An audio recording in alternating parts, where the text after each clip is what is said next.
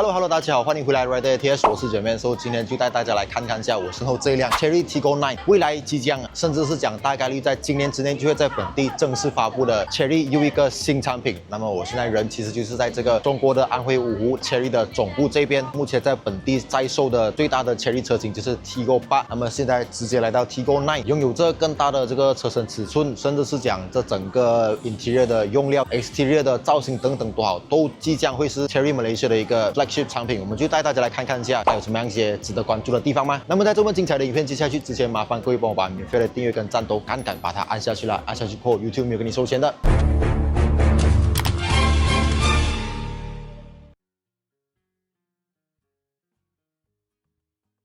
影片开始前，一定要为大家介绍我非常喜欢的 Elevo Sunshade， 而且它是 magnetic 的，只需要把它轻松的这样放一下、吸一下，它就会直接吸附在你的车框上面。如果你的车没有钉灯，或者你有粘很好的钉灯，但是阻隔阳光不够厉害的话，没有关系，买一套 Elevo Sunshade 很便宜罢了。开车的时候，即使是大热天也不会很刺眼。当然，一些指定车款连最后面这一片大镜都有推出它的 Sunshade。那这个 Sunshade 的安装方式，只是把它吸上去而已，因为它的边框是有吸铁的。最主要的是，它完全不影响你的 Power Window 操作，非常的 good job。当然 ，Elevo Sunshade 有分两种款式，一个是普通款式，一个是 Premium 款式。像我这一个就是 Premium 金色 logo 的，它的这个透光度会比较低，因为它的这个网状结构会更加的密，而且 quality 非常的好。车缝线方面真的做到美美的。马来西亚各大车厂、各种车型都有推出 Elevo 的 Sunshade， 只要在我的影片下方 description 还有留言置顶区就会找到一个 link， 点击进去，你们就可以查看属于你们各自车款的 Elevo Sunshade 的价钱了啦。那现在就让我们回到今天的主题啦 ，Let's go。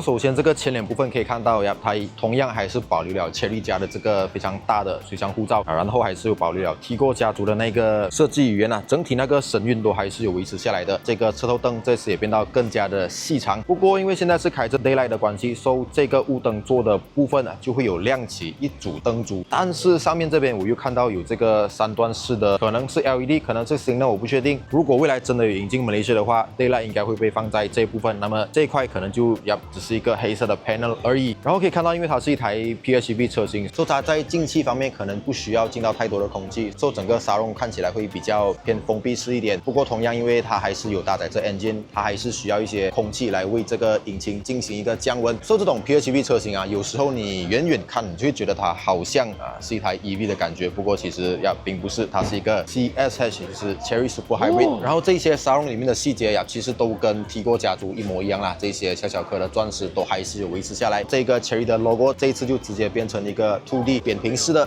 所以整个车身尺寸这一次是来到4800多 mm， 然后车身轴距的话是2800多。同样在这个车身尺寸方面无论是整体的车身长度，甚至是轴距，都会比起 Tiggo 8来的多100 mm 左右。Tiggo 8给大家做一个参考，就是车身长度是4700多 mm， 而车身轴距是2700多 mm， 所以就单这整个造型、这整个尺寸来讲，这个气势来讲，确实你可以感觉到它配得上称作是 Chery 的这个 flagship 车型。前轮尺寸的话是245/50R20非常大尺寸的一条轮胎。然后这个 rim 的设计，其实我个人也蛮喜欢的。在这个 cover 的部分还可以看到写着 Luxury Technology， 这个我就不确定是有什么样的一些黑科技嘛，因为我相信这个 cover 其实它主要的功能就只是用来遮掉你的那些 wheel nut， 所以看起来就比较不会那么乱，看起来也会更整齐啦。同时我相信应该也可以一点点的减少到这个风阻方面，因为大家都知道 PHEV 车型、电动车都会对于这个风阻是非常的敏感。不过这个轮圈其实我个人还蛮喜欢，它并没有做到真的那种电动车的感觉，并没有用到全封闭。这整个轮圈造型来讲，我觉得还是看起来相当像一台汽油车的感觉。那么这个 suspension 部分的话，我就不确定会不会用上 Chery 他们家的那个 CDC 主动式电磁悬挂，这个我就还不太确定。同样，如果有机会试驾的话，也是会再来跟大家进一步分享的。继续再看整个车侧其实如果你是熟悉 Chery 家族的车型的话，应该也都可以发现到它跟捷酷捷霸就相当的像，所以没有错，我相信应该也是用上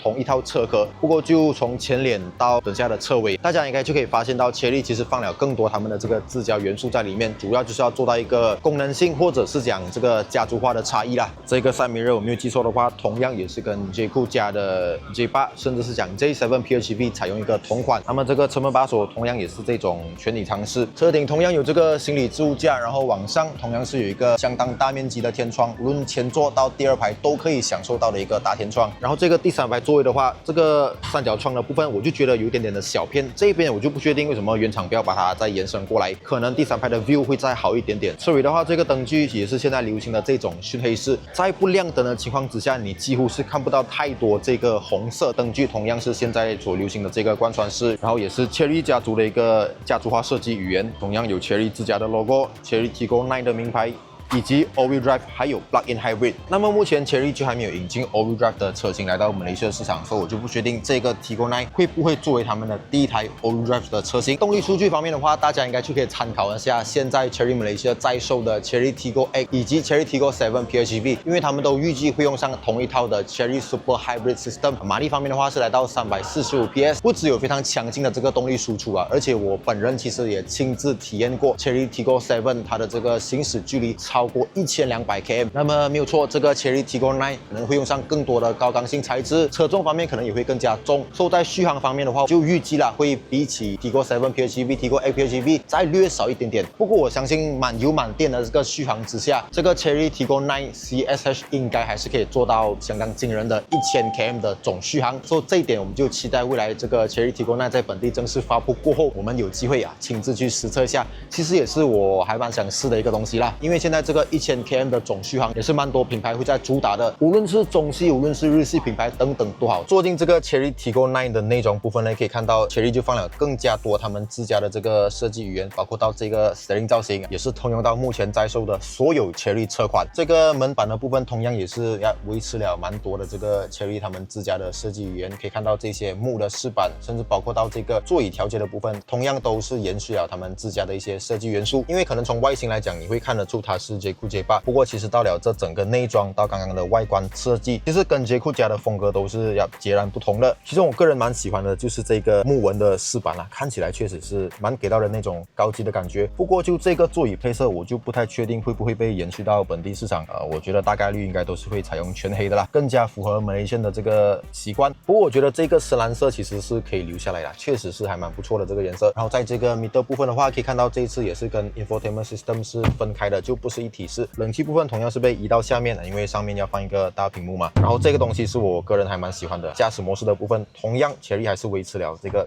传统的旋钮。做驾驶模式的切换其实是要很直觉的嘛，我当下要 Sport Mode 就是要 Sport Mode 了。如果我还要去屏幕里面找驾驶模式的话，可能到那个时候我已经不太需要用到 Sport Mode 了。所以这边同样可以看到有 EV 跟 HEV 的选择。如果你是在城市用居多的话，你可以直接选择一个 EV， 直接给它用上纯电模式的话，又有足够的这个充电条件。我相信你也可以把这个 Tiggo 9 CSH 直接当成一台纯电车来用，就几乎你只需要出远门才会用到油。如果你是市区用居多的话，就直接把它当一台电车来用，你的这个5力95的200个liter应该一个月里面都用不完啦。再来整个前座，其实坐起来的这个座椅支撑性也好，真的是相当的不错，因为这个车身尺寸如大家所见，真的是非常大的一台车啊。乘坐的质感来讲，我觉得确实是有到位的。作为一台旗舰、一台 flagship 的车款来讲，坐进这个第2排座位的话，可以看到因为这个隔壁的位置是被放下来，现在车是一个没有电的状态，所以就暂时移不回去。不过同样这个第2排的话，这个坐姿就会比起前座来的略高一点点。不过整体这个舒适性来讲，我觉得确实是还蛮不错的。然后包括到整个车门板，其实也都是用上了蛮多的Chery家族化设计语言。冷气的话，可以看到在这个 B 皮勒这边，首先就有搭载上一个，然后在中间的话，同样还是有用上了一个冷气，包括到这些座椅通风、座椅加热，其实都是有完整的搭载上。在更大的这个车内空间之下，要用上更多的冷气，这点我觉得也是相当的合情合理又合法啦。那么第3排座位的话，就如大家所见，因为暂时无法坐进去。不过我们就目测来讲的话，我觉得应该肯定是会比起 Tiggo 8来的更加大。不过我觉得它同样还是作为一个更加应急的使用，因为大家都知道 PHEV 车型它可能需要放置一些电池，所以其实这个后尾箱甚至到这个第3排座位其实是被吃掉了蛮多。不过我相信你只要把这个第3排的座椅放倒过后，它还是可以有一个相当大的尾箱空间的。那么在我身后这个其实也就直接是 Tiggo 9的这整个骨架啦，我们就带大家来快速的看看一下这个骨架，包括到这个安全性，都是Chery在近年来会非常强调的一个部分。除了你的车要有很好的这个性能，一些很好看的内饰等等以外，同样这个安全性也是大家现在买车会非常注重，当然也是一个要非常值得考虑的地方。这种车身的安全性等等的话，一般上你很难会看到。官方也会很难去跟大家说明。所以既然有这样的机会，我就大概带大家的来看一下啦。那么首先在这个 airbag 部分的话，是来到了10颗 airbag， 全车10个 airbag 其实是相当高的一个数量啦。那么 airbag 这个东西，我当然是希望你这一辈子都不会用到。不过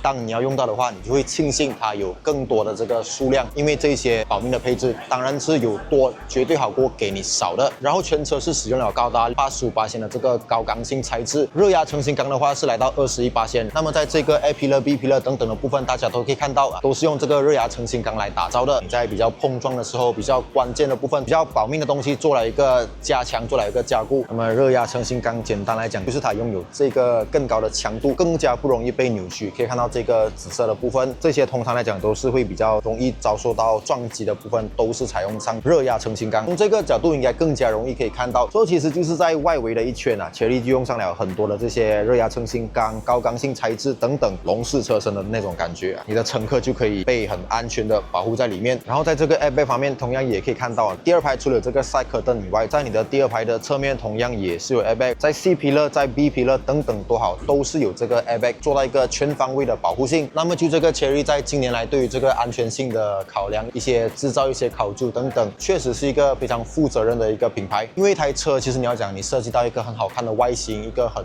fancy 的内装，强大的动力数据，是真的还蛮简单就可以做到的。那么一台安全的车，一台在你发生意外的时候可以保障你的性命的车，我觉得这个才是一台车的一个重点啦。你先要保得住命，你才可以来欣赏你的这个整个很好看的外形等等嘛。所以我觉得 Chery 对于这个安全性的注重，是我个人还相当佩服的。我也觉得这样子的方向会比较对啦。所以就不知道各位会不会期待这个 Chery Tiggo 9的到来。然后因为目前我们也还不太确定 Chery Malaysia 会直接引进 Tiggo 9的 CSH， 又或者是讲会先引进汽油版本的车型，这个我们目前就还没有一个很准确的数据，所以也欢迎大家comment跟我一起分享一下，你是想直接看到 hybrid 的版本进来，又或者是讲你想先买一个汽油版本来试看看。你觉得这个 Chery 家族的旗舰式 flagship 的 SUV 要落在什么样的价位你觉得比较合理，它会在你的考虑范围。那么之后我相信应该还会再出一系列关于 Chery 家族的这个车款也好 content 等等都好， Rider TH 以及 Rangerman 频道订阅起来，关注起来，之后你才不会错过任何的最新资讯。那么各位感谢收看，我是姐妹，我们下期影片再见啦，拜。We ain't no clowns, but when we arrive, we hold it down. Real test drives, real reviews, no factory scripts, we speak the truth.